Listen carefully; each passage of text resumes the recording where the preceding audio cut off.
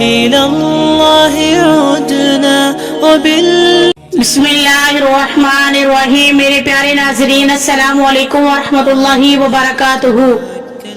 رات کی تاریکی، خاموش فضائیں اور وہ لمحات جب دنیا خواب غفلت میں ڈوبی ہوتی ہے، مگر کچھ خوش نصیب ایسے بھی ہوتے ہیں جو اللہ سے راز و نیاز میں مصروف ہوتے ہیں.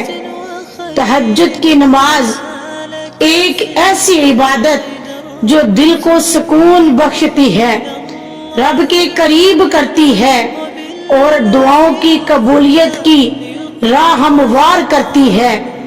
مگر سوال یہ ہے، تہجد کی فضیلت ہے کیا؟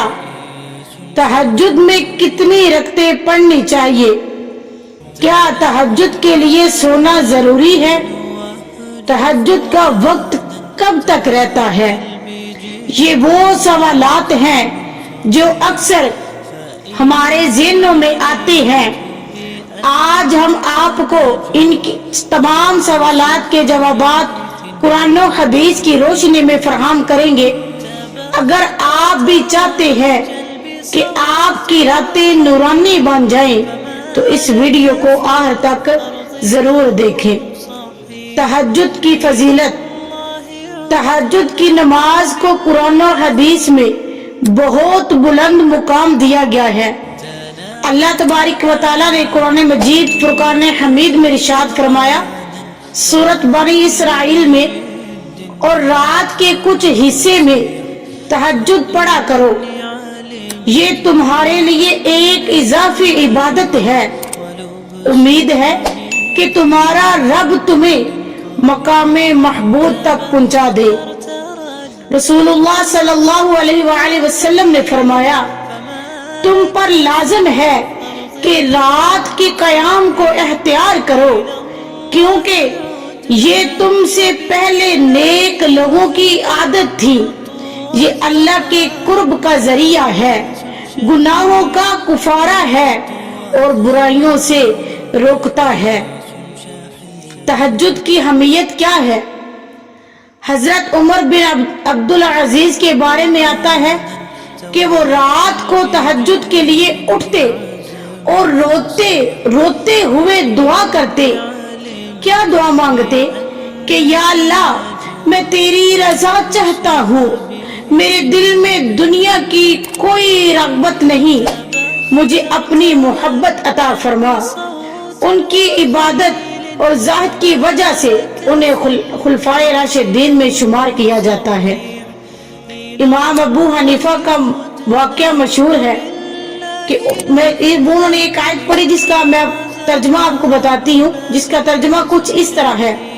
انہوں نے یہ ساری رات آیت پڑھی اور روتے رہے، جس کا ترجمہ کچھ اس طرح ہے، بلکہ قیامت ان کا وعدہ ہے اور وہ سخت اور تلخ ہے.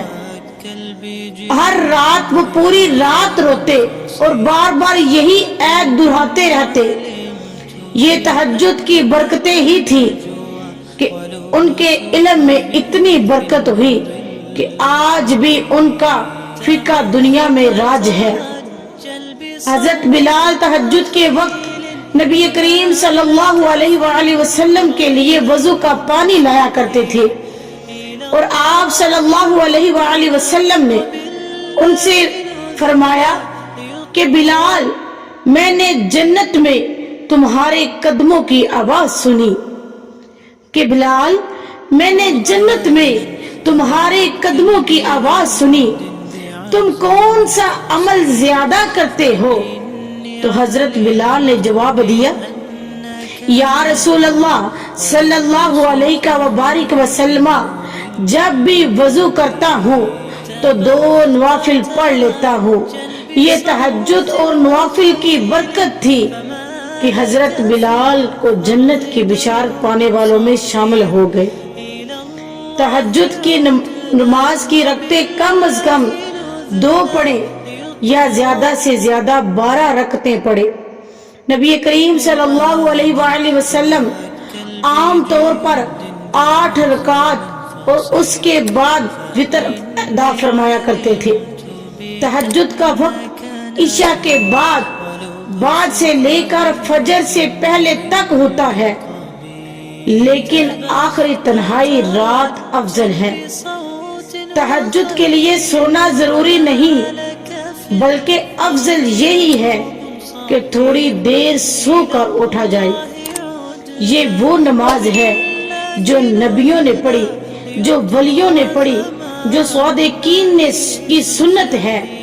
اگر ہم چاہتے ہیں کہ ہماری دعائیں قبول ہوں، ہمارے گناہ معاف ہوں، ہمارا دل اللہ کی محبت سے بھر جائے، تو تہجد کو اپنی زندگی کا حصہ بنائیں۔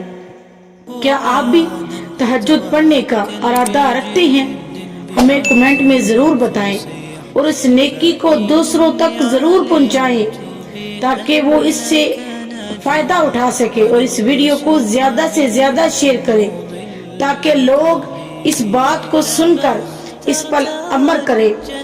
یہ جو لوگ اس پر عمل کریں گے تو ان کا ثواب بھی آپ تک پہنچتا رہے گا۔ اللہ تعالی ہمیں تہجد کی نماز پڑھنے کی توفیق عطا فرمائے اور سچے دل سے عبادات کرنے کے اللہ تبارک و تعالی ہمیں توفیق عطا